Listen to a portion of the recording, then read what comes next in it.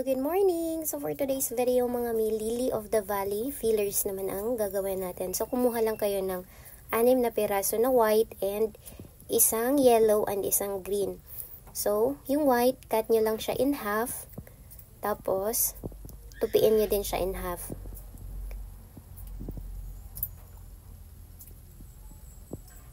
Tapos mga mi, yung tatlong hati mga mi, ganyan lang. I-file nyo lang siya tapos talian nyo siya ng isang half. Make sure na yung tali nyo mga mi is mahigpit talaga siya para hindi siya gagalaw.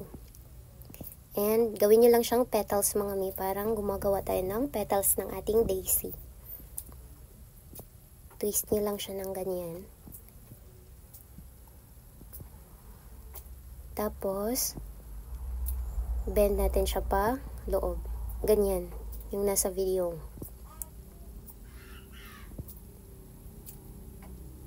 Na-miss kong mag-tutorial mga mi. Parang 1 week na yata akong hindi nakakapag-upload ng tutorials kasi sobrang busy and tinablan tayo ng sakit.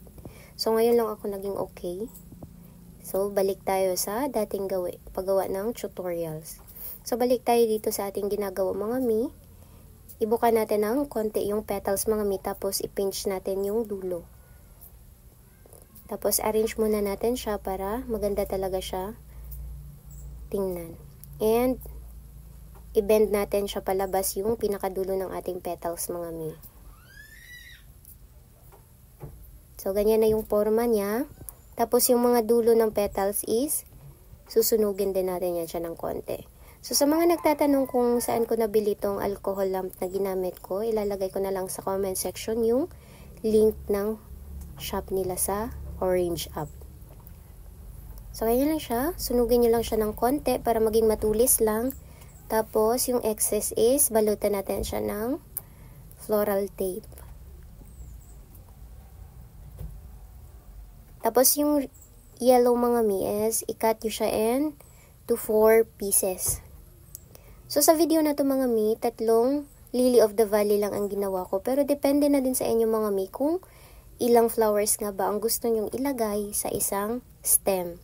Pero yung sa akin mga mi is 3 flowers lang. So ganito ko lang ginawa yung stamen niya mga mi para mas maganda talaga siyang tingnan dun sa gitna. Ah, diba? Ang cutie. Ayan, 3 na siya mga mi. So ngayon ko lang talaga ginawa ulit to kasi nung first try ko is hindi talaga kami magkasundo. So yung green mga mi, i-fold natin siya into 5 pieces. Maliliit lang siya mga mi. Para magkasya tong isang fuzzy wire sa isang munting flower. So, same process lang dun sa isa. Pero, ang kaibahan lang nila mga mi is i-close nyo na siya dyan. Hindi nyo na siya bend yung dulo ng kanyang petals. And, yung excess, galutan ulit natin siya ng fuzzy wires. So, ganyan lang siya kadali mga mi. Sobrang dali lang pala nito. Pero, nung nag-first try ako mga mi, hindi ko talaga siya makuha. And saka natin siya i-assemble sa floral stick.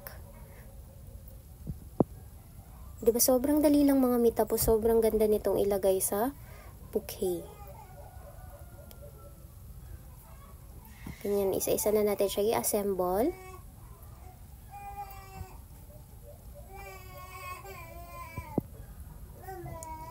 Tapos i-bend natin konti yung mga flowers. So, ganyan na siya mga mi.